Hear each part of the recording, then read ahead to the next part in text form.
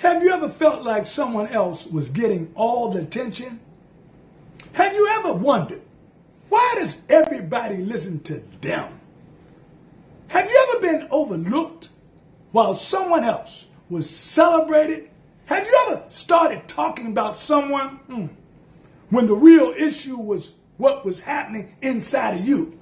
If we're honest, sometimes our mouths reveal what our hearts refuse to admit. Today's story isn't just about gossip. It isn't just about criticism. It's about comparison and how looking sideways can make you lose your way. Hey family, my name is Tony Lewis, and it's my plum-pleasing pleasure as usual to spend a few minutes for us. The U is for underdogs and the S is for strugglers in the Bible, for the overlooked, for the forgotten, for everyone who's ever struggled with comparing themselves to someone else. Let's discover what happens when comparison becomes complaint. If these moments are helping you grow, please like, subscribe, comment, and share it with someone who's been trapped by comparison. Thank you, family, for all your support. I really appreciate it, really do. Now let's meet another person who lost their way by looking sideways. Miriam, when comparison becomes complaint. When comparison becomes complaint. Her story is found in Numbers chapter 12. It tells us that Miriam and Aaron, Moses' older sister and brother, y'all remember that, began speaking against him.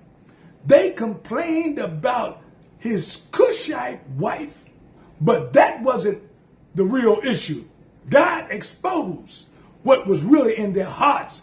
They asked, has Lord only spoken through you, Moses? Only through you? Hasn't also he spoken through us?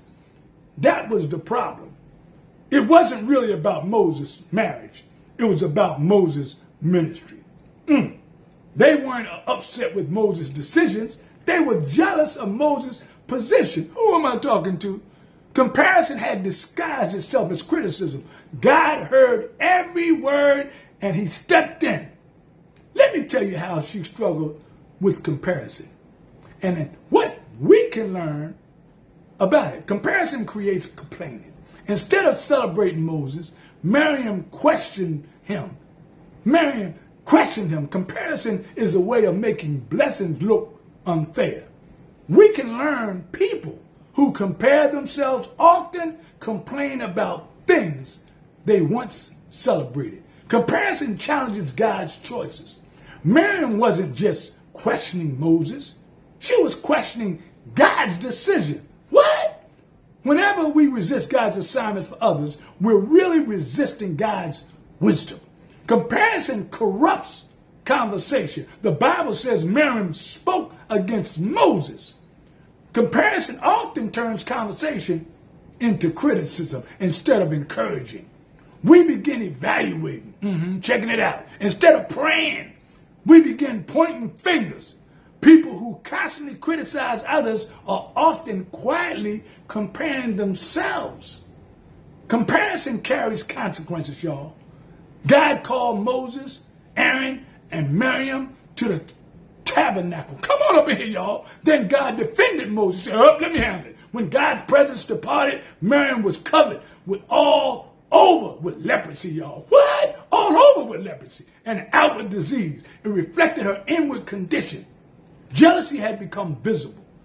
You can learn, and I can learn, that God takes seriously how we treat the people he has chosen. But what is the big lesson? What is the big lesson? Comparison will make you criticize what God has chosen because you're too busy questioning what God has given. Let me say that again.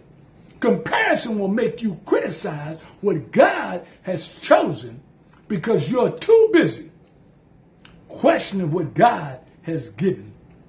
When somebody's gift looks different than yours or mine, don't compare it. Celebrate it. You weren't made like them. You were made remain faithful. When success shows up, don't use your power to push people down. Use your power to pull people up. Big leaders don't back away from bright people. Big leaders build up bright people. Hold on to these 4 truths. Comparison creates complaining, y'all. Comparison challenges God's choices. Comparison corrupts conversation. Comparison carries consequences. Bottom line, the quickest way to lose your peace is to question why God blessed someone else differently than he blessed you. Family, God didn't make your fingerprints alike. He didn't make snowflakes alike. He didn't make flowers alike. Why would you expect every calling to look alike? The sun doesn't compete with the moon. The eye doesn't compete with the ear. Each fulfills its purpose. Stop asking. We got to stop asking. Why not me? Start asking, Lord, how can I faithfully serve where you've placed me? Because your greatest joy isn't found in someone else's assignment. It's found in embracing your own. Don't spend your life questioning why someone else shines. God didn't call you to copy their light. He called you and I to let your light shine. So stop looking sideways and start looking upward. Because the more you focus on God's purpose for your life, the less distracted will be of someone else's. Comparison will always make us look sideways at another person's blessing. Look bigger than your own. But gratitude will help you see that God's grace has been with you all along. If this message challenged your heart, share it with someone who's struggling with comparison. But remember the big lesson. Comparison will make you criticize what God has chosen because you're too busy questioning what God has given. God has purpose with your name on it. Don't trade your calling trying to copy somebody else's. Keep your eyes on Jesus. Keep your heart free from comparison because what God has for you is still for you. See you next week for the next a few minutes for us for the 4th episode of Looking Sideways Can Make You Lose Your Way.